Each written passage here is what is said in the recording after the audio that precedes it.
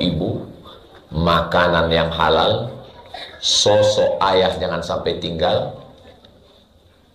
Sosok ibu, makanan yang halal, sosok ayah jangan sampai tinggal. Masih ada dua lagi, karena kalau ini nggak lengkap ini. Yang keempat adalah bagaimana lingkungan sekitar. Itulah pentingnya kita punya circle lingkungan. Ibu kalau punya circle, banyak ibu-ibu yang pakai jilbab bagus tapi kawannya genderuwo dan mak lampir. Mereka pas weekend, pas cuti datang ke rumah, rambutnya 3 warna merah kuning kelabu, lipstiknya 3 inci. Ibu memang baik, tapi anak ibu kan lihat teman-teman ibu, circle ibu, maka mereka akan berpengaruh sekali. Maka hati-hati kalau bawa teman ke rumah. Apalagi dia gendong, dia lihat. Pulang teman ibu, dia cat kuku dia panjang. Hati-hati dengan lingkungan kita. Saya jalan ke rumah orang.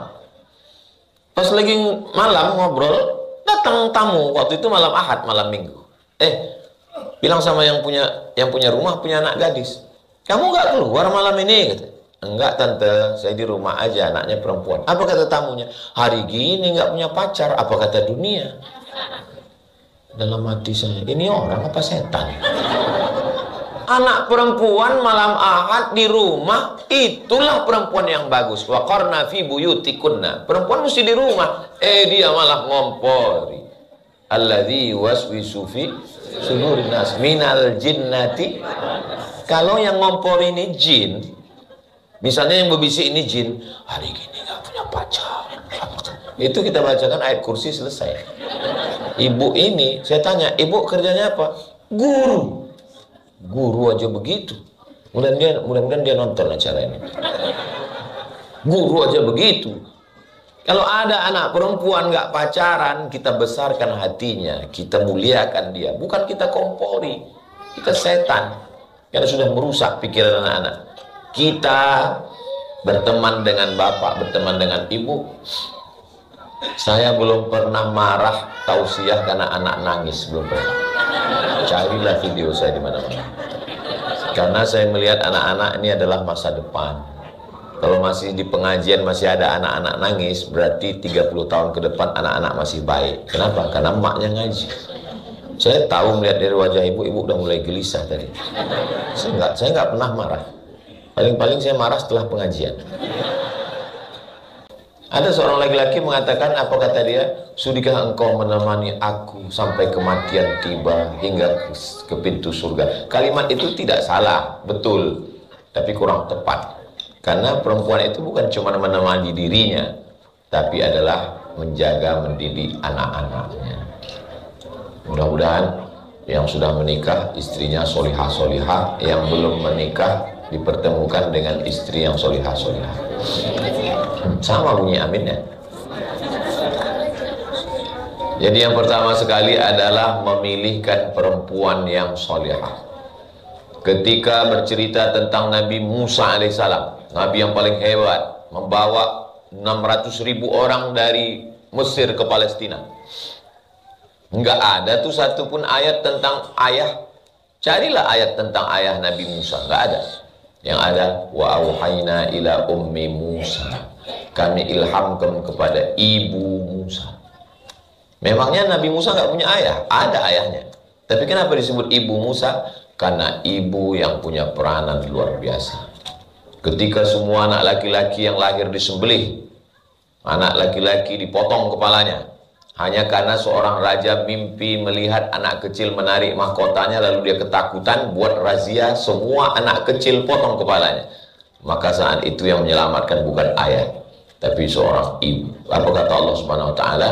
Fa in khifti 'alaihi fa'alqihi fil yammi. Kalau kau takut nanti anakmu disembelih, hanyutkan dia ke sungai Nil. La takhafi, jangan kau takut. Wala tahzani, jangan sedih. Ada dua perasaan ibu. Yang pertama perasaan takut, yang kedua perasaan sedih.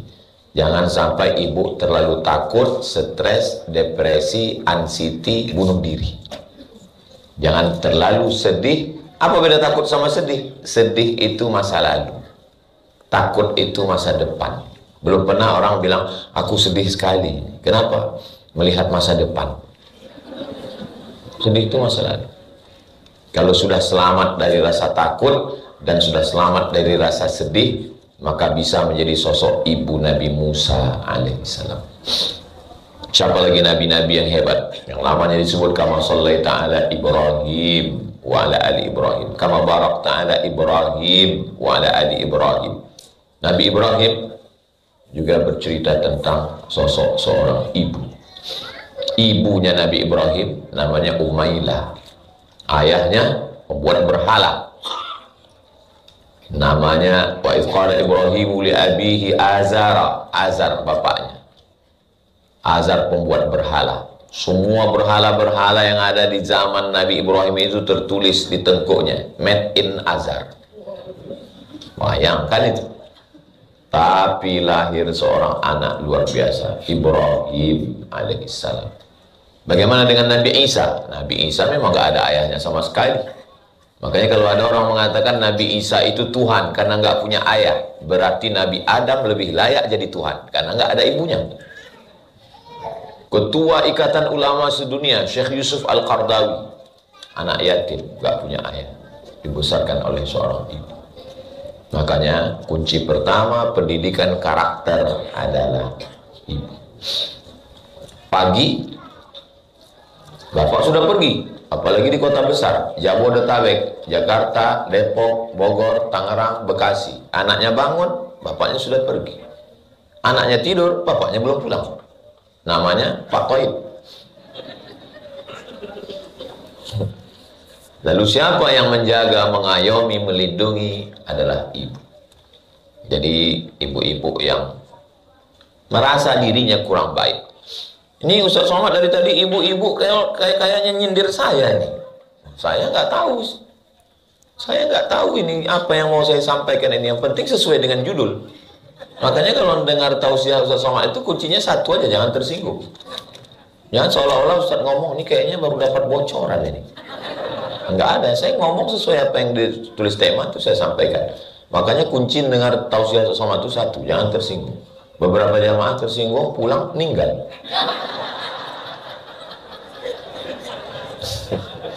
Bukan karena itu, ajalnya memang udah sampai.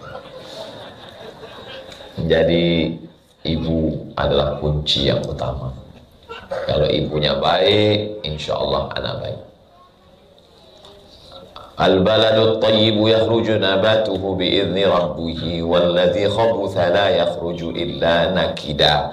Tanah yang tandus akan mengeluarkan tanaman yang tandus, tanaman yang jelek. Tanah yang bagus akan mengeluarkan tanaman yang cantik dan indah, bunga-bunga. Kenapa bunga-bunga di depan ini cantik dan indah? Ya karena tanahnya bagus. Tapi kalau kita naik kereta api di Maroko, dari Casablanca ke Rabat, itu kanan kiri nggak ada bunga mawar, nggak ada bunga melati. Yang ada kaktus. Bunga kaktus tumbuh di gurun pasir Sahara. Dilihat tidak menarik, dicium hidung bengkak. Itu ditanam di tanah yang tidak bagus. Siapa dia? Ya bunayya irkam ma'ana. Wahai anakku, mari naik ke atas perahu bapak. Apa kata anaknya? Sa'awi ila jabali ya'simuni minal ma'. Saya nggak perlu naik perahu bapak. Saya cukup naik ke atas bukit yang akan menyelamatkan saya. Nama anaknya Kan'an. Nabi sekalipun, kalau ditanam benih yang bagus, kualitas bagus. Ini Ustaz Abdul Somad, bibit impor dari Malaysia. Ustaz suka makan durian. Ya, apa namanya? Musangking. Ditanam di tanah tempat kita, tumbuh jadi kucing king. Memang tumbuh juga dia. Saking pengennya makan ubi di Mesir, akhirnya dibawalah batang ubi. Dibawa batang ubi, diletakkan di asrama. Kawan saya yang buat, tanam asrama disiram. Memang ada, batangnya tumbuh, tunasnya ada, daunnya hijau, tapi nggak berbuah. Kenapa? Bibitnya bagus, tapi tanahnya tidak bagus. Nah, maka karena itulah, karena melihat kalau perempuan bagus, kalau perempuan itu bagus, maka orang yang dikelilingnya jadi bagus. Perempuan bagus, suaminya jadi bagus. Perempuan bagus, anaknya jadi bagus. Perempuan bagus, mantunya jadi bagus. Kenapa? Karena perempuan yang panitia utama fit and proper test. Sekarang di zaman canggih sekarang, kalau ada iklan apapun namanya, sales, pemasaran, yang dicari laki-laki apa perempuan? Perempuan. Kalau ada sales kulkas nyari perempuan, memang perempuan nggak terlalu jauh dengan kulkas. Tapi sales sepeda motor, sales rumah, tetap nyari perempuan. Dan terakhir sales pilkada. Yang dicari laki-laki apa perempuan? Perempuan, karena dia tahu perempuan punya pengaruh di rumah. Yang kena serangan pajar laki-laki apa perempuan? Perempuan, karena kalau sudah perempuan dapat, yang lain ngikut. Nah, ini dari ketawanya curiga sih. Berarti 27 kemarin dapat. Begitulah hebatnya perempuan. Makanya kalau mau keluarga baik, anak baik, beretika, beretitude, akhlakul karimah, perempuan mesti dididik dengan baik. Ustaz Somad itu ngomong aja tuh perempuan. Gimana Ustaz mendidik perempuan dengan baik? Ma'had Az-Zahra itu khusus untuk perempuan. Saya ditanya, kok laki-laki? Laki-laki ada, Nurul Azhar. Tapi kami, yang tempat kami khusus untuk perempuan. Ustazah Fatimah mendidik supaya apa? Karena kalau perempuan baik, anaknya jadi baik, suaminya jadi baik, mantunya jadi baik, lingkungan jadi baik. Kalau sudah istri baik, suami baik, anak baik, mantu baik, cucu baik, selesai masalah. Jadi masalah kita ini sekarang adalah masalah perempuan. Kenapa muncul masalah? Karena banyak perempuan bermasalah. Di sini nggak ada. An-nisa imadul bilad. Perempuan itu tiangnya negara. Negara kita ini tiangnya perempuan. Idza sholahat sholahatil bilad. Kalau tiangnya ini tumbang semua. Kehebohan politik ini sekarang kan karena perempuan semua. Yang paham tentang analisa politik sekarang, itu pokok pangkalnya itu perempuan. Nah, jadi ini yang pertama. Berapa yang Ustaz sampaikan sekarang? Ada 5 poin. Yang pertama sekali adalah perempuan mesti baik berdasarkan contoh-contoh tadi. Yang kedua, apanya lagi mesti baik? Makanan mesti baik. Baik pun perempuan, tapi kalau dikasih makanan yang tidak baik, makanan haram. Ustaz Somad ngomong, ya. Ustaz Somad melihat, ya. Ustaz Somad jalan, ya. Yang menggerakkan lidah, yang menggerakkan mata, yang menggerakkan telinga, otak. Selamat datang Ustaz. Ustaz Luqman adalah Ustaz yang dididik oleh perempuan yang luar biasa. Saya setiap ke Pontianak datang ke rumah ibu beliau. Ibu yang baik mendidik seorang Ustaz. Ibu kalau mau punya anak seperti Ustaz Luqman, nanti kursus dengan ibu Ustaz Luqman. Ustaz Ardi dididik perempuan. Ustazah Fatimah dididik seorang perempuan. Ibu saya ada di hadapan. Nanti minta 2 SKS, 16 tatap muka. Potong ujian akhir semester. Di mana beliau mendidik anak-anaknya. Nah, makanan ini pengaruhnya luar biasa. Dari mana manusia ini bisa melihat dengan tenang dan bisa mengenali orang?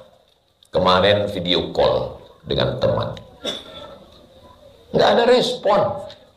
Kita kalau video call respon, apa kabar Ustadz? Masya Allah, tabarakallah, kapan datang? Saya tanya, kok nggak ngerespon saya? Mohon maaf Pak Ustadz. Beliau mohon maaf, mudah-mudahan diberikan kesembuhan, kesehatan. Stroke itu penyempitan pada pembuluh darah sehingga darah tidak normal naik ke otak. Jadi kalau darah kita ini nggak normal naik ke otak, oksigennya kurang, darahnya kurang, maka otak ini tidak normal, tidak mengenali orang, bisa nggak kenal sama orang. Jangan-jangan nanti pas ibu datang ke kamar suami ibu nanya, kamu siapa? Tapi pas kawannya datang, ingat. Nah, itu bahaya. Kenapa saya bisa mengenali bapak ibu semua? Karena otak memerintahkan kepada mata, lihat. Hai Abdul Somad, ingat. Otak ini dapat darah dari mana? Dari jantung. Jantung saya berdegup dan berdetak.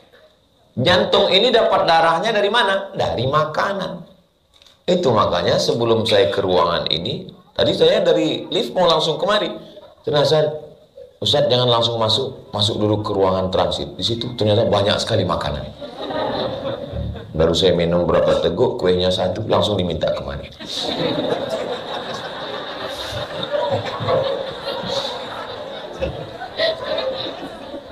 Jadi makanan yang halal itu berpengaruh yang luar biasa. Kenapa koruptor duitnya banyak, rumahnya besar, mobilnya mewah, anak 3, yang pertama narkoba, yang ketiga ganja, LGBT, error semua. Disitulah keadilan Allah SWT. Loh, kok Ustadz ngomong laknat kok jadi adil? Orang yang susah payah, pergi pagi pulang petang, peras keringat, banting tulang, tunggang langgang, lintang pukang. Kepala jadi kaki, kaki jadi kepala. Susah mencari yang halal, tapi anaknya jadi semua. Tiba-tiba ada orang yang makan haram, korupsi, nepotisme, tiba-tiba anaknya jadi juga. Betapa tidak adilnya Tuhan. Tukang gali kabel optik, berangkat kita jam 7 pagi, dia sudah menggali. Berangkat kita pulang jam 7 sore, dia masih menggali. Pas gajian, uangnya dimakan mandor. Mohon maaf, mandornya terus. Tapi dengan duit yang secukupnya itu dia biayai, anaknya berhasil semua. Seorang cleaning service dari Bangladesh, 15 tahun jadi cleaning service di Malaysia, anaknya jadi dokter, jadi polisi, jadi tentara. Halal. Orang yang makan haram, duit haram, dikasih anak makan haram. Kenapa anak ini nggak pernah berpikir yang baik? Karena berawal dari darah. Semangkok mie ayam. Nggak usah mie ayam lah Pak Ustadz, bakso. Bakso dengan mie ayam. Saya nggak bisa ngunyah Pak Ustadz bubur ayam. Bubur ayam campur mie ayam dan bakso.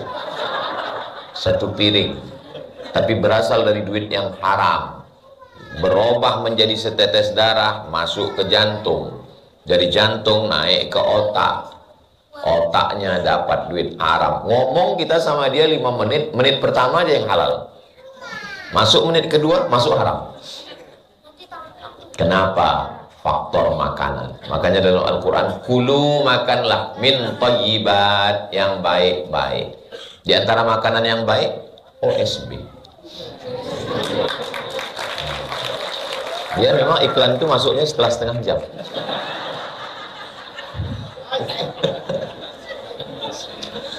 Jadi makanan yang baik ini mesti. Tadi saya kasih tahu berapa jurusnya tadi? 5 ya. Aduh, kelewatan. Mestinya 3 tadi. Jadi mudah sih. Yang pertama, gitu ya. Nah, maka makanannya kasih makan yang baik-baik. Sakit bukan azab, miskin bukan azab. Boleh jadi dengan sakit itu Allah ingin tegur kita supaya syukur sehat. Boleh jadi dengan agak susah sedikit Allah ingin supaya sujud kita lebih lama. Yang azab itu adalah tidak merasakan nikmat dalam ibadah, tidak merasakan nikmat dalam baca Quran, tidak merasakan nikmat dalam tahajud, tidak merasakan nikmat dalam sujud, tidak merasakan nikmat dalam ngaji.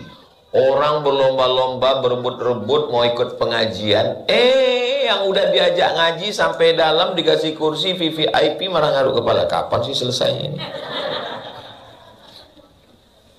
Itu azab itu.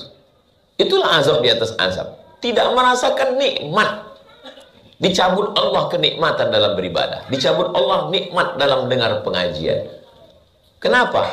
Makan. Maka kasih makan yang halal. Mbah saya, kakek saya, ayahnya ayah saya. Saya punya ayah. Ayah saya punya ayah. Ayah saya punya ayah. Ayah saya punya ayah. Berarti kan kakek saya meninggal. Harta warisannya belum dibagi. Saya punya ibu. Ibu saya punya ayah. Kakek juga kan? Kakek. Kata kakek saya dari pihak ibu saya, kalau bawa Abdul Somad ke rumah neneknya, kalau Abdul Somad ini cucuku dibawa ke rumah neneknya, tolong bawa nasi dalam rantang. Mak saya, loh, kenapa mesti bawa nasi? Itu kan rumah neneknya. Karena mereka belum bagi harta warisan. Aku nggak mau cucuku makan harta yang masih bercampur dengan harta orang lain. Saya mendengar cerita ibu saya itu waktu saya masih kecil, belum sekolah. Sekarang baru saya paham. Oh, kira-kira kalau saya pergi ke rumah nenek saya makan di situ, halal atau nggak halal? Nah, tuh memang enak kalau ngomong depan MUI ya. Halal. Yang saya makan nasi siapa? Nasi nenek saya, nasi bibi saya, nasi ayah saya. Tapi kata kakek saya, itu hartanya masih bercampur, belum dibagi. Harta yang belum dibagi dimakan secara fikih halal, tapi syubhat, samar-samar. Iya kalau semuanya izin. Sama seperti kita makan daging kurban pagi habis dipotong. Habis potong daging kurban sapi, kambing, kerbau banyak. Tiba-tiba ibu datang ambil 5 kilo. Habis itu cincang, potong, masak sup. Yummy. Itu yang dimakan daging punya siapa?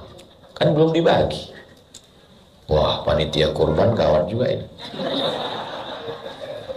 Terus gimana cara menghalalkannya Pak Ustadz? Cara menghalalkannya, pemilik sapi nomor 1, Bapak Insinyur, Bapak Doktorandus, Bapak Jenderal, Bapak Kiai, mohon maaf ya Pak, kami minta 5 kilo jatah Bapak di sapi nomor 1, boleh? Kata yang 6 orang, boleh. Ada yang 1 bilang, saya agak berat, ya ambil aja golok. Boleh ya Pak ya? Ayo. Supaya halal. Karena kita susah minta izin. Maka ketika makanan itu syubhat, na'udzubillah, rusak. Ada seorang wali Allah, sholat maghrib di Makkah, sholat isya di Madinah. Sekarang naik kereta api, cepat. Nggak secepat itu, tapi ini karomah. Sholat maghrib di Makkah, sholat isya di Madinah. Sholat maghrib, suatu malam nggak bisa. Kok orang iso ya? Kok nggak bisa? Ternyata bukan karena makan duit haram, karena makan syubhat. Tadi pagi belanja di pasar, beli kurma. Biasanya kurma itu 1 tumpuk 7 butir. Pas hari itu yang jual salah numpuk, ditumpuk 8. Secara fikih jual belinya halal atau haram? Halal. Tapi mestinya dia nanya dulu, Pak, ini kok 8? Biasa kan 7. Begitu halusnya tentang makanan.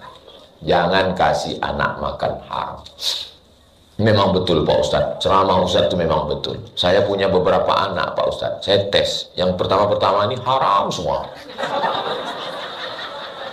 Yang terakhir-terakhir ini halal. Ternyata yang halal ini Pak Ustadz, sholat subuhnya nggak pernah tinggal. Sholat ke masjid. True story, kisah nyata, jamaah kita. Nggak boleh disebut, jaga kode etik. Pengaruh makanan terhadap anak itu luar biasa. Ada bendanya yang haram, tapi bukan masalah bendanya yang haram. Datang dari mana? Saya minum air. Air ini halal atau haram? Halal. Tapi air ini bisa jadi haram karena sumber membelinya haram.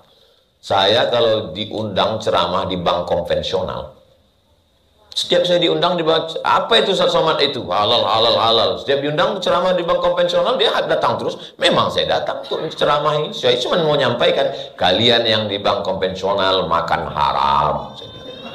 Makanya saya setiap diundang di bank konvensional, pasti nggak diundang lagi.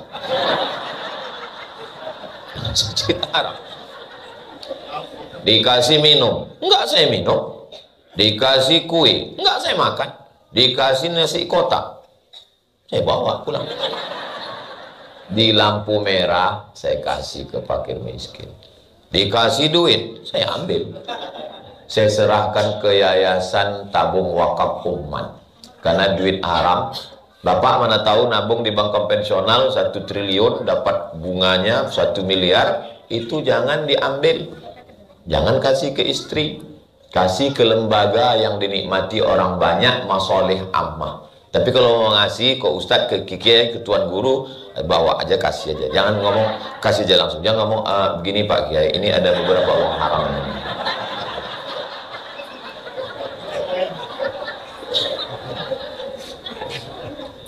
Nah, Hati-hati terhadap makanan haram. Ada seorang perempuan, dia menenun kain, tapi di rumahnya nggak ada lampu. Maka dia menenun kain. Kapan dia menenun kain? Ketika tentara lagi lewat. Tentara kan bawa lampu. Pas tentara lagi lewat, dia menenun kain. Pas tentara lagi nggak lewat, dia berhenti. Pas tentara lagi lewat, dia menenun kain. Pas tentara lagi nggak lewat, dia berhenti. Akhirnya kainnya siap. Pertanyaannya, apakah boleh kain ini dijual dan uangnya dimakan? Datang perempuan ini bertanya kepada Imam Ahmad bin Hanbal. Imam Hanbali, imam yang keempat. Pertama Hanafi, nomor 2 Maliki, nomor 3 Syafi'i, nomor 4 Hanbali.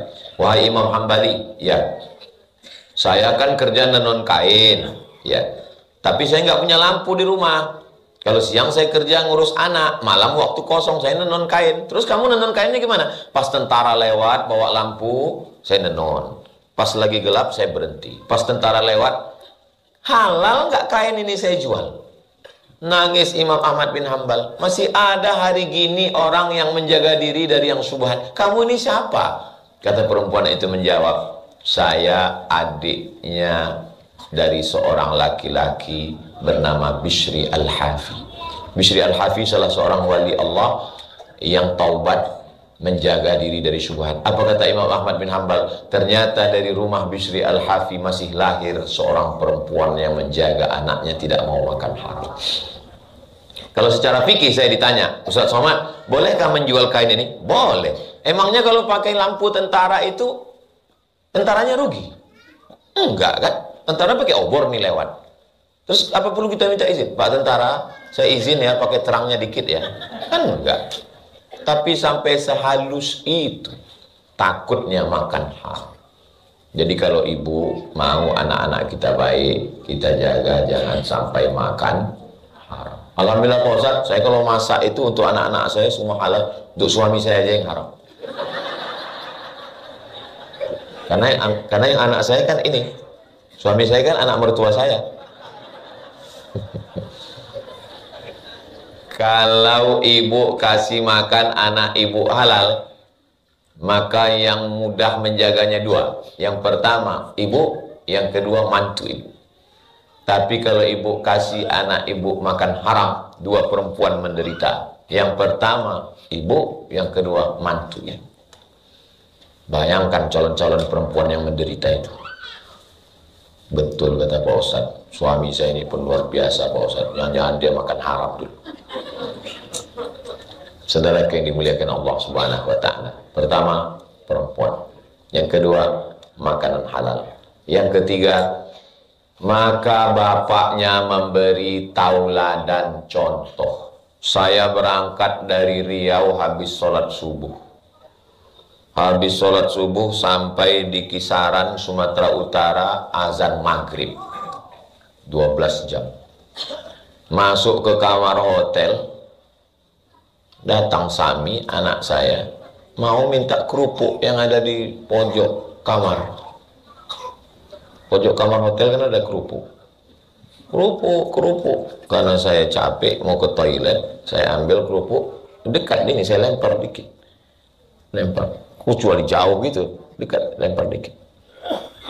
Terus dia bilang, kasih ke Uma. Dia ngasih ke Uma, dilemparnya juga. Apa kata Ustazah Fatimah? Anak mengikut bapaknya. Karena saya mau ke toilet, enggak payah jalan dikit, jadi saya lempar dikit aja. Dia pun mengasih ke Uma, dia lempar juga. Begitulah anak itu merekam apa yang kita lakukan. Jadi nggak bisa kita melarang, jangan main handphone. Dia merekam, dia lihat. Nah, dia main. Pas kita bilang, dia akan balik. Nanti kalau dia udah pandai ngomong, dia akan nanya, Bapak kok main handphone? Bapak sudah dewasa. Nggak bisa. Makanya Bapak kalau main handphone di toilet. Karena mereka akan melihat apa yang kita lakukan. Apa yang kita kerjakan, apa yang mereka lihat, daya rekamnya amat sangat kuat. Begitulah merekam orang tua. Jangan sampai anak kehilangan sosok laki-laki dalam hidupnya. Ibunya perempuan, kakaknya perempuan, temannya perempuan. Akhirnya dia jadi nauzubillah. Pas ditanya jenis kelamin, kamu laki-laki apa perempuan? Saya perempuan yang terjebak di tubuh laki-laki. Nauzubillah itu. Jangan sampai dia kehilangan sosok bapak dalam dirinya. Ustaz Somad ini ngomong-ngomong bapak, dia sendiri jarang di rumah. Saya ini hari Jumat, hari Sabtu, hari Ahad, hari Senin saya wajib pulang ke rumah. Senin sore sampai di rumah malam Selasa. Selasa, Rabu, Kamis saya tetap di rumah. Saya tetap gendong anak, saya tetap bawa jalan. Yang terakhir saya gendong, saya bawa pakai mobil, ada tamu datang, saya gendong, saya bawa jalan. Pokoknya yang lihat Instagram saya tahu lah. Berarti belum follow. Jangan sampai anak kita kehilangan sosok, Pak. Nanti di hari tua, pas hari libur Bapak pergi kemana? Mancing. Memangnya nanti kalau Bapak tua datang kawan mancing itu. Dia pun tua juga. Bro gimana? Aku pun tua juga katanya. Siapa yang akan bawa kita ke masjid? Siapa yang akan menyuap makan kita? Kita nggak bisa makan, kita telepon kawan kita, video call sama kawan mancing. Gimana? Kau bisa nyuap? Aku pun minta suap juga. Tolong para pemancing mania jangan tersinggung. Saya mancing juga, mancing keributan. Jadi sosok ayah nih jangan sampai tahu saya kita ini sibuk semua laki-laki pejuang, tapi ada waktu khusus untuk anak-anak kita ini. Kosongkan waktu. Laki-laki sekarang sebelum azan subuh sudah pergi keluar rumah. Zaman dulu sampai ada ungkapan jangan sampai rezeki dipatok ayam. Zaman dulu artinya apa? Karena banyaknya orang tidur sampai ayam. Zaman sekarang lebih dulu orang daripada ayam. Ayam pun heran, kok gitu-gitu banget ya kata ayam.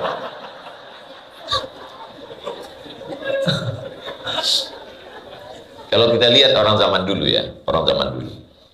Bangun pagi, sempat ke masjid sholat berjamaah, pulang ke rumah sarapan, habis sarapan bawa sapi pergi membajak sawah, nanti zuhur makan sama anak istrinya di pondok di tengah sawah, nanti sebelum asar sudah pulang, asar di rumah, maghrib di rumah, isya di rumah, bawa anak ke surau langgar musola ngajar ngaji.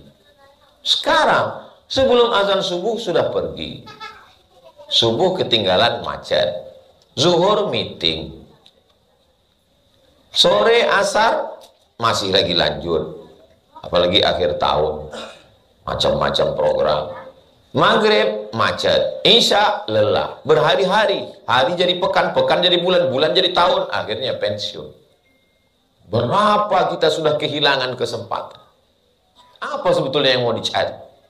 Orang zaman dulu sempat bersosialisasi dengan tetangga, masih sempat melihara burung perkutut, masih sempat ngasih ikan di kolam, masih bersosialisasi dengan jamaah masjid. Ke masjid nggak pernah, ketemu keluarga nggak pernah, punya duit banyak pun nggak pernah sempat dimakan. Begitu mau dimakan, mau makan kolak, diabetes. Mau makan kambing, itu banyak yang ngaku. Mau makan emping melinjo, asam urat. Ujung-ujungnya pergi ke rumah sakit, datang dokter spesialis, pegang, kata dokter, Bapak ini terlalu sibuk cari makan sampai nggak sempat. Akhirnya duit yang dicari itu untuk siapa? Untuk dokter spesialis. Selamat Bapak Ibu dokter. Maka jangan sampai kehilangan momen Bapak. Jangan sampai kehilangan. Nangis ibu-ibu karena anaknya lebih mau curhat sama pacarnya. Kok bisa? Kalian kemana aja selama ini? Kami mencari nafkahnya, kebutuhan keluarganya. Kesuksesan seorang perempuan adalah ketika punya anak yang soleh-solehah. Duduk di samping pelaminan, meneteskan air mata. Apalagi pas acara sungkem itu kan. Anaknya dibawa. Papa. Ya mereka nangis, yang nonton ketawa. Kenapa? Bulu matanya lepas.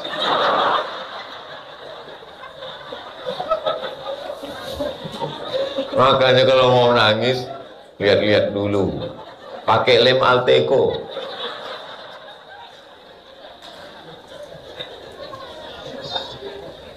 Kenapa ibu menangis di samping pelaminan? Tugas kami sebagai orang tua sudah selesai, Pak Ustadz. Kata siapa tugas kalian selesai? Anak kalian pergi dibawa ke pulau bulan madu, seminggu setelah itu pulang, tiba-tiba jilbabnya melayang, bajunya terbang. Anting-antingnya 13. Satu di hidung. Kita pun heran, ini orang apa sapi kurban? Ya. Maka ibu mendidik, man ala thalatha banatin, siapa yang mendidik 3 anak perempuan, fa'addabahunna, dididik dengan baik, wa zawwajahunna, dinikahkan dengan orang baik-baik, wa ahsana ilaihinna, dia buat baik sampai mati, falahul jannah, maka surgalah baginya. Begitulah pengaruh laki-laki. Sekarang banyak orang lebih lama dengan orang lain daripada keluarganya. Berangkat pagi jam 5 sampai kantor jam 6, serapat, meeting, pertemuan jam 7, ketemu, pulang jam 4 sore, macet jam 5, jam 6, mati sholat maghrib, sholat isya jam 8, baru dia ketemu full dengan keluarga. 9, 10, 11, kalau dia tidur jam 11, hanya 3 jam dengan keluarga. Sisanya dengan orang lain. Akhirnya apa kata orang barat? Witing trisno jalaran suko kuling. Makan dengan orang lain, jalan dengan orang lain, curhat dengan orang lain. Akhirnya apa? Berawal dari ngobrol, tukar-tukaran nomor, muncul rasa nyaman. Berawal dari macam. Kenapa kok akrab dengan dia? Dia sudah macam abangku, sudah macam bapakku, sudah macam kakakku. Berawal dari macam, berakhir dengan macam-macam. Ingat, buaya darat. Maka bapak kalau sudah pulang ke rumah, matikan handphone. Jadilah seorang ayah. Be a father. Jadilah seorang ayah. Buat jalan ke sana. Saya memang kalau lagi jadwal di Jakarta ini, dikawal keliling. Sahabat UAS.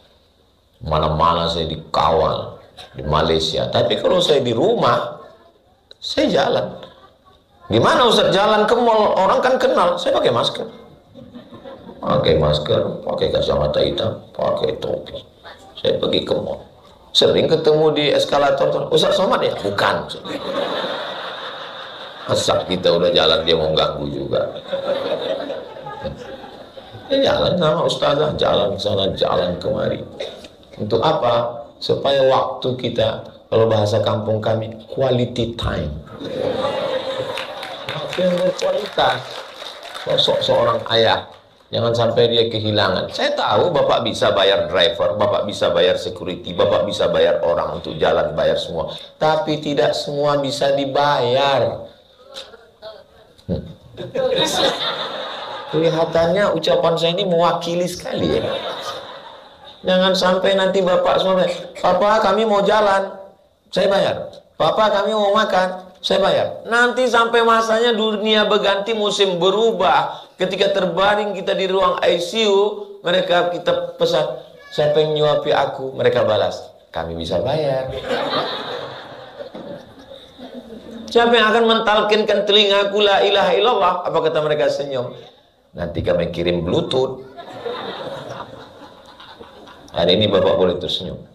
Tapi sampai masanya nanti itu bisa saja terjadi. Nauzubillah. Mudah-mudahan kita diselamatkan Allah Subhanahu wa taala. Sosok ibu, makanan yang halal, sosok ayah jangan sampai tinggal. Sosok ibu, makanan yang halal, sosok ayah jangan sampai tinggal. Masih ada 2 lagi. Karena kalau ini nggak lengkap ini. Yang keempat adalah bagaimana lingkungan sekitar. Itulah pentingnya kita punya circle-circle lingkungan. Ibu kalau punya circle, banyak ibu-ibu yang pakai jilbab bagus, tapi kawannya genderuwo dan mak lampir. Mereka pas weekend, pas cuti datang ke rumah, rambutnya 3 warna merah, kuning, kelabu, lipstiknya 3 inci. Ibu memang baik, tapi anak ibu kan lihat teman-teman ibu, circle-circle ibu, maka mereka akan berpengaruh sekali. Maka hati-hati kalau bawa teman ke rumah. Apalagi dia gendong, dia lihat. Pulang teman ibu, dia cat kuku dia panjang. Hati-hati dengan lingkungan kita. Saya jalan ke rumah orang. Pas lagi malam ngobrol, datang tamu. Waktu itu malam Ahad, malam Minggu. Bilang sama yang punya rumah, punya anak gadis. Kamu nggak keluar malam ini? Gitu. Enggak tante, saya di rumah aja, anaknya perempuan. Apa kata tamunya? Hari gini nggak punya pacar, apa kata dunia? Dalam hati saya, ini orang apa setan? Anak perempuan malam Ahad di rumah, itulah perempuan yang bagus. Wa qarna fi buyutikunna. Perempuan mesti di rumah. Dia malah ngompori. Alladzi waswisu fi sudurin nas minal jinnati. Kalau yang ngompori ini jin, misalnya yang berbisik ini jin, hari gini gak punya pacar. Itu kita bacakan ayat kursi, selesai. Ibu ini, saya tanya, ibu kerjanya apa? Guru. Guru aja begitu. Mudah-mudahan dia nonton acara ini. Guru aja begitu. Kalau ada anak perempuan gak pacaran, kita besarkan hatinya, kita muliakan dia. Bukan kita kompori, kita setan. Karena sudah merusak pikiran anak-anak. Kita berteman dengan bapak, berteman dengan ibu. Saya belum pernah marah tausiah karena anak nangis, belum pernah. Carilah video saya di mana-mana. Karena saya melihat anak-anak ini adalah masa depan. Kalau masih di pengajian masih ada anak-anak nangis, berarti 30 tahun ke depan anak-anak masih baik. Kenapa? Karena emaknya ngaji. Saya tahu melihat dari wajah ibu udah mulai gelisah tadi. Saya nggak pernah marah. Paling-paling saya marah setelah pengajian. Yang terakhir, ibu, makanan, bapak, lingkungan. Yang terakhir, doa. Doa ini luar biasa. Nabi-nabi yang hebat aja doanya, Rabbi habli minas shalihin, Rabbi habli min ladunka dzurriyyatan thayyibah, Rabbana hab lana min azwajina wa dzurriyyatina qurrata a'yun waj'alna lil muttaqina imama. Nabi punya anak Sayyidatuna Fatimah, Sayyidatuna Fatimah punya anak Sayyidina Al-Hasan, Sayyidina Al-Husain, tetap dia doakan, wa'idzukum bi kalimatillahi tammati min kulli syaitanin wa hammahu min kulli ainin lamma. Ustaz Somad, ini anak saya, tolong kasih kurma tahnik Ustaz. Saya kasih kurma, saya doakan. Mana tahu bapak ibu, mereka tahu nih keluarga besar OSB, lalu nanti, mereka tahu dari OSB ya? Iya. OSB ini sering pengajian, murid-murid Ustaz Lukman dan Ustaz Ardi nih, iya. Tolong doakan anak saya. Jangan jawab nggak tahu, doakan. Tapi saya nggak hafal doanya Pak Ustaz. Nggak usah kuat-kuat, pakai bahasa Indonesia.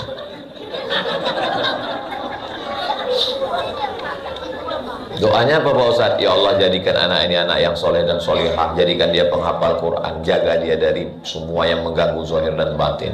Berikan dia kebaikan. Jadikan dia para ulama. Jadikan dia menjadi orang yang alim, yang faqih. Jadikan dia da'i yang menyebarkan agama Allah. Jadi anak-anak ini jangan sampai putus doa. Beda doa ibu saat dia di luar dengan saat dia di kamar tidur. Pandang wajahnya pas lagi tidur dengan pas dia lagi jalan-jalan, itu beda perasaan. Saya ngelihat anak lagi sedang tidur dengan pas dia lagi bangun, itu beda perasaan kita. Doakan dia. Kenapa? Ad-doa silahul mu'min. Doa itu senjatanya orang beriman. Bertawassul kepada Allah dengan sedekah. Ya Allah, berkat sedekahku jadikan anakku ini soleh. Bertawassul kepada Allah dengan bersolat. Berkat solat hajatku jadikan anakku ini soleh. Bertawassul dengan bacaan Al-Quran. Berkat bacaan Al-Quranku, khatamanku jadikan anak ini soleh. Sependek-pendek tawassul dengan Al-Fatihah. Berkat bacaan Al-Fatihahku jadikan anakku ini anak soleh. Sekarang orang banyak tidak berdoa lagi. Kalau saya nggak bisa berdoa, ya saya aminkan doa orang lain. Habis selesai sholat, imam baca doa, saya baca amin, amin. Sekarang orang banyak yang nggak baca doa lagi. Selesai sholat, pasti tanya, kok nggak berdoa? Doa yang lamanya belum makbul Pak Ustaz. Apa ini? Kita tidak pernah bosan berdoa. Minta doakan sama ulama. Ada Ustaz Lukman, doakan. Ada Ustaz Ardi, doakan. Ada Ustaz Somad, doakan. Supaya apa? Nggak tahu kita dari mulut yang mana keberkahan itu diturunkan Allah Subhanahu wa taala. Ada orang-orang yang solihah, yang baik-baik, kita datang, kita tahu anaknya baik-baik, keluarganya baik, tolong doakan anak saya. Setiap tamu-tamu, kiai-kiai, ustadz-ustadz, tuan-tuan syekh, tuan-tuan guru yang datang, siapapun yang datang ke rumah, pasti saya bawakan anak saya. Tolong doakan. Khalas, kata mereka, Ustaz Abdul Somad, kamu sudah doakan anak saya. Minta baca, minta hembus, minta. Karena begitu kami dulu dididik oleh orang tua. Saya pergi ke Medan. Dulu almarhumah mak kemana ceramah tausiah saya bawa. Sampai di Medan, nginap di hotel, Jalan Sisingamangaraja. Ada tamuku katanya. Di mana? Itu tamunya datang. Terserah, mau di kamar boleh, mau di lobi boleh. Di lobi aja lah. Di lobi, saya biarkan mereka duduk ngobrol. Lalu saya tetap nguping apa yang dibicarakan. Rupanya temannya nanya, apa kau doakan anakmu? Kata mak saya, anakku setiap malam aku minta kepada Allah, ya Allah sehatkan dia, Al-Fatihah, panjangkan umurnya, Al-Fatihah, murahkan rezekinya, Al-Fatihah, jaga hatinya, Al-Fatihah. Berapa kali? 100 kali kata mak saya. Dia nggak pernah cerita sama saya. Waktu itu saya bilang, mak 100 kali, banyak juga itu. Jadi ibu sanggup 10 kali alhamdulillah, 20 kali alhamdulillah, 30 kali alhamdulillah. Ada jamaah, Ustaz Somad tadi saya lewat di rumah emak Ustaz. Oh ibu tahu rumah emak saya? Ya selalu, karena dulu waktu Ustaz pergi-pergi saya selalu datang ke rumah. Terus saya pernah nanya dia, apa doa emak untuk anak emak? Somad itu kalau dia di rumah malam-malam, aku di depan kamarnya, aku doakan dia, ku zikirkan dia la ilaha illallah 1000 kali, 2000 kali, 3000 kali. Saya tahunya setelah dia meninggal. Bukan dia ngomong saya pas lagi marah, kau sudah kudoakan 1000 kali, kenapa kau nggak pernah balas? Bukan, nggak pernah dia ngomong. Jadi maksud saya, ibu doakan saja sampai siapapun tak tahu, hanya ibu. Justru setelah ibu meninggal baru tahu dari mulut orang lain. Itu dalam. Ada juga kadang orang tua ini berdoa, dihidupkannya dulu streaming. Ya Allah. Saya kok belum ada yang like ya? Rupanya paket habis.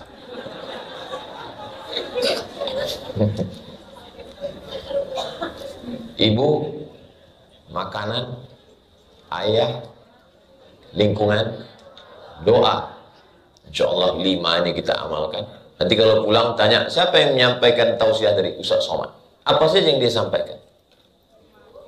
Apa yang 5 itu? Aku pun gak ingat.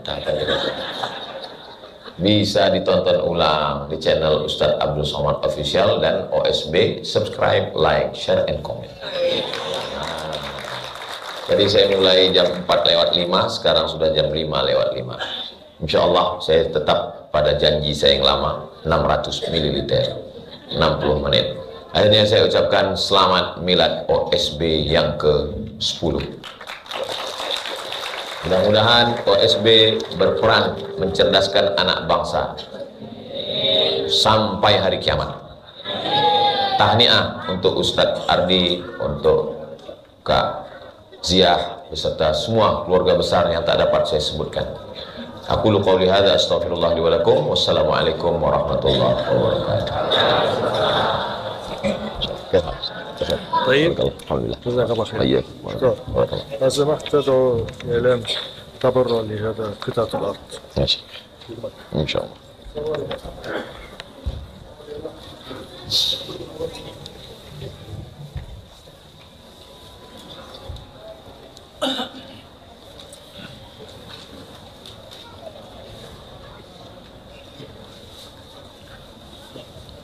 Terima kasih atas kajian yang sangat luar biasa. Selanjutnya yaitu sesi tanya jawab.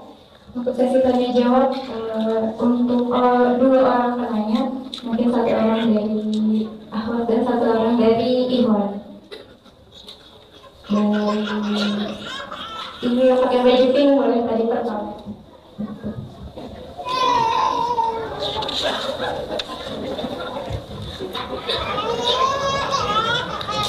Bismillahirrahmanirrahim. Assalamualaikum warahmatullahi wabarakatuh. Nama saya Citiko dari Lampung, Ustaz. Yang ingin saya tanyakan di sini, bagaimana cara seorang anak untuk menunjukkan baktinya pada ayahnya yang sudah meninggal. Di sini anak saya ini ayah kandungnya sudah meninggal Ustaz 10 tahun yang lalu. Suami saya yang pertama, kemudian suami saya yang kedua juga meninggal 40 hari yang lalu. Nah di sini anak saya ini, kami berdua sangat mencintai ayah sambungnya gitu ya Ustaz, suami saya yang kedua. Anak saya ini bertanya untuk yang kandung kan amal soleh ya, doa anak soleh itu nyambung gitu Ustaz. Nah yang untuk yang kedua itu ayah sambungnya bagaimana Ustaz? Itu yang ingin kami tanyakan. Assalamualaikum warahmatullahi wabarakatuh. Waalaikumsalam warahmatullahi wabarakatuh. Kalau saya meninggal, kemudian bapak ibu mendoakan saya, Allah maghfir lahu warhamhu, sampai atau enggak sampai? Itu sampai. Ibu kan bukan anak saya, kok doanya sampai?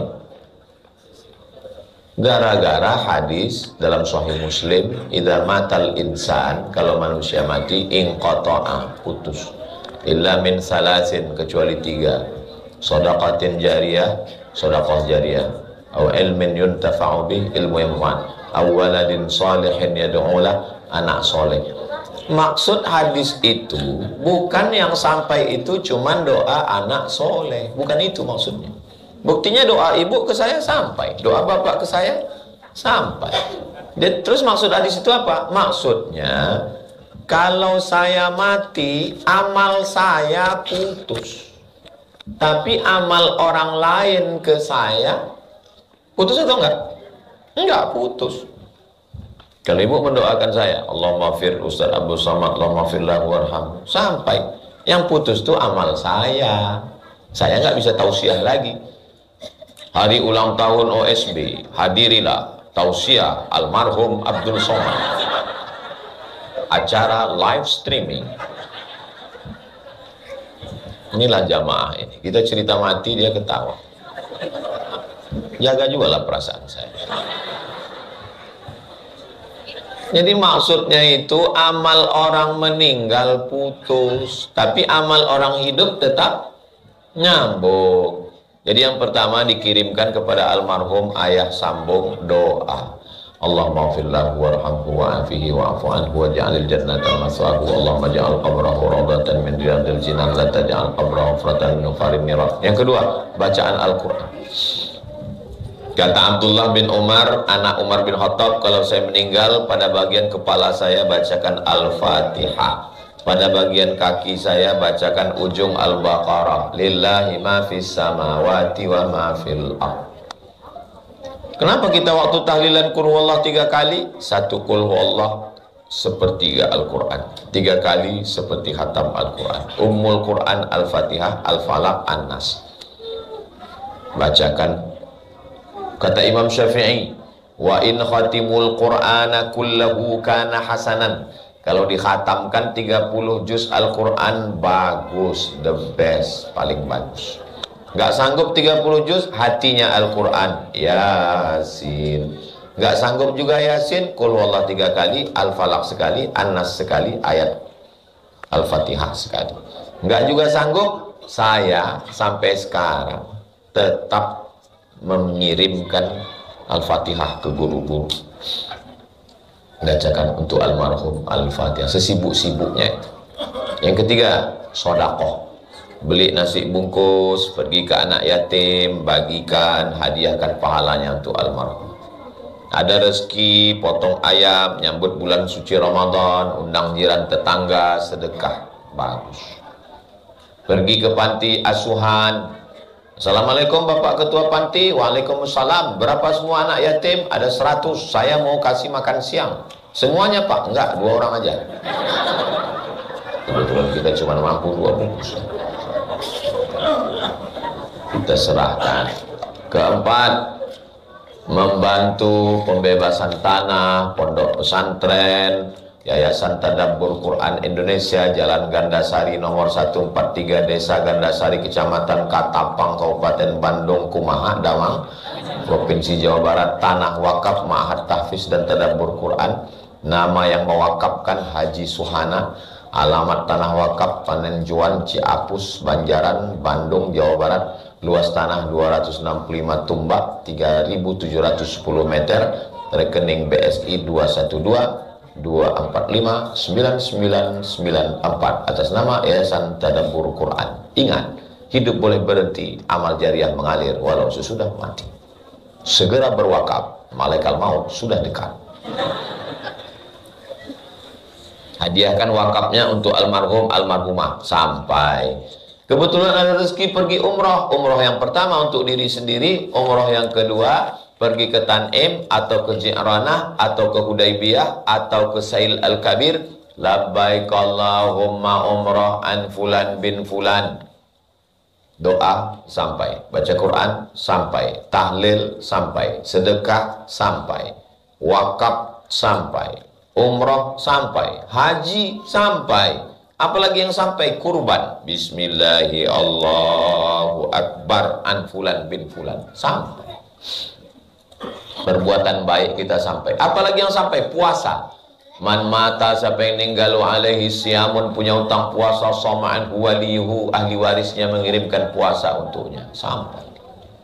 Maka amalan-amalan yang sampai ini kita laksanakan, hadiahkan untuk almarhum. Kita tidak pernah putus hubungan. Hubungan saya dengan almarhumah ibu saya nggak putus, dengan nenek saya, dengan kakek saya nggak putus. Setiap sekali saya ceramah sampai kepada mereka. Guru saya juga begitu, dengan jamaah juga nggak putus. Apakah kalau saya mati meninggal putus hubungan kita? Tidak. Walaupun saya mati, Bapak Ibu ulang tahun OSB yang ke 120 tahun. Ini Bapak Ibu jangan senyum, kalian kan tinggal juga waktu itu. Akan tetap mengalir, mereka bacakan untuk para pendahulu kita, untuk Ustadz Abdul Somad, mereka kirimkan sampai. Itulah yang membuat kita semangat hidup ini. Kenapa kita semangat? Karena kehidupan kita kekal abadi. Di dunia kita hidup, di alam kubur kita hidup, di alam barzah kita hidup, di alam akhirat kita hidup. Kita nggak pernah mati.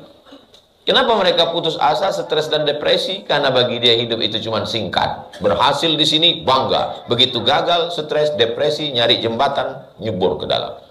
Pas nyebur, rupanya lagi musim kemarau, nggak dalam, nggak mati juga. Malah kaki patah setengah mati.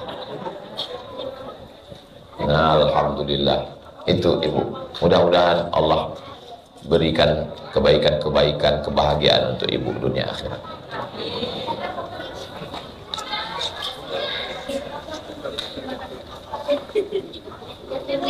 Terima kasih atas jawabannya untuk Ustaz Abdul Somad. Untuk Ibu yang tadi bertanya, ada goodie bag.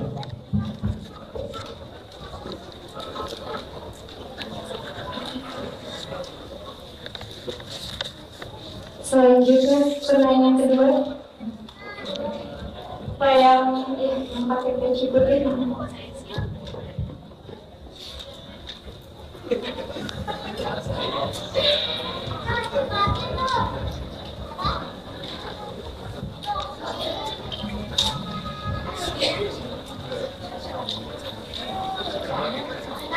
Bismillahirrahmanirrahim. Perkenalkan Ustaz, nama saya Muhammad Hafiz, asal Tanjung Balai, Sumatera Utara. Yang ingin saya tanyakan Ustaz mengenai perkara tentang lingkungan tadi Ustaz. Seperti yang Ustaz berikan contoh tadi, Nabi Nuh terhadap anaknya, yaitu anaknya tadi tidak ditempatkan atau tidak ditempatkan di tanah yang baik. Yang ingin saya tanyakan Ustaz, lantas bagaimana? Maaf Ustaz, Nabi sekalipun kalau tidak ditanam di tanah yang bagus, maka akan tak bagus hasilnya. Kira-kira begitu tadi perkataan yang Ustaz sampaikan yang bisa saya catat. Yang menjadi pertanyaan saya Ustaz, lantas bagaimana dengan sosok Nabi Muhammad yang dimana beliau itu diletak di tanah yang dikenal sebagai tanah jahiliyah Ustaz. Mungkin sekian pertanyaan saya. Semoga sehat selalu Ustaz. Amin. Barakallahu fikum. Fikum barakallahu. Datang dari Tanjung Balai. Tanjung Balai itu letaknya di Sumatera Utara. Ada pantun untuk Tanjung Balai itu. Tanjung Balai teluk nibung, tembak lantai kena hidung. Tembak lantai kena hidung maksudnya kentut. Lantai yang ditembak kan hidung yang kena. Nabi Muhammad itu kan tinggalnya di lingkungan kafir musyrik jahiliyah. Ayahnya Abdullah. Abdullah nama ayahnya, Aminah ibundanya. Abdullah hamba Allah, Aminah perempuan yang amanah. Ketemu hamba Allah dengan perempuan yang menjaga amanah, lahirlah anak terpuji di langit dan di bumi, Muhammad SAW. Itu simbol. Kalau mau anak kita terpuji di langit dan di bumi, maka bapak jadilah Abdullah. Tapi jangan pulang dari sini ibu semua ngomel, pantasan anak kita tidak terpuji karena kau bukan Abdullah. Bapak pun juga balik, pantasan anak kita tidak terpuji karena kau bukan Aminah. Akhirnya perang dunia ketiga. Jadi simbolnya jadilah seorang laki-laki yang Abdullah, bukan Abdul Fulus, bukan Abdul Mampus, bukan Abdul Dunia. Ta'isa Abdul Dinar, celaka hamba dinar. Ta'isa Abdul Dirham, binasa hamba dirham.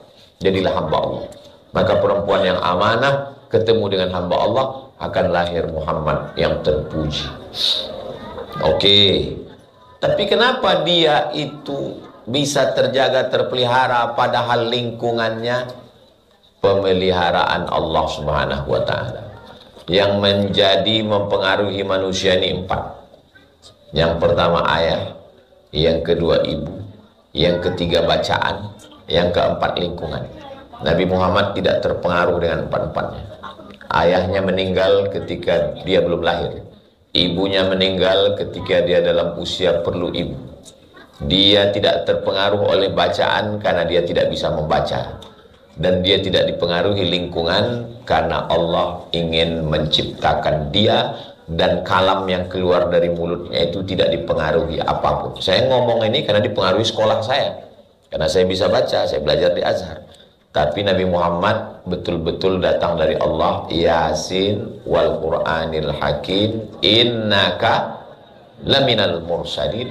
Utusan Allah, dijaga Allah. Wa ma yantiqu anil hawa, dia tidak bicara mengikut hawa nafsunya. In huwa illa wahyun yuha, melainkan dari wahyu yang dikirimkan Allah Subhanahu wa Ta'ala. Dadanya dibelah, dihilangkan darah-darah hitam. Setiap dia keliru langsung diluruskan oleh malaikat. Sedangkan kita bukan nabi. Maka kita berusaha untuk berjihad melawan hawa nafsu. Bapak baik, ibu baik, makan baik, lingkungan baik, didoakan, itu ikhtiar dari kita. Nabi Muhammad itu dijaga Allah Subhanahu wa Ta'ala, karena kalau dia rusak berarti Al-Quran juga rusak, ajaran Islam rusak. Ajaran Islam itu murni, tidak terkontaminasi apapun karena penjagaan Allah. Nabi Muhammad itu maksum, terpelihara. Wallahu ya'simuka minan nas, Allah menjaga engkau wahai Muhammad sallallahu alaihi wasallam. Tapi ajaran dia yang saya jelaskan tadi mengajarkan kepada kita supaya kita menjaga anak-anak ini dengan 5 yang saya sampaikan. Ibunya baik, makanan baik, bapaknya baik, lingkungan baik, dan didoakan, barulah turun penjagaan dari Allah Subhanahu wa Ta'ala. Demikian, wallahu a'lam.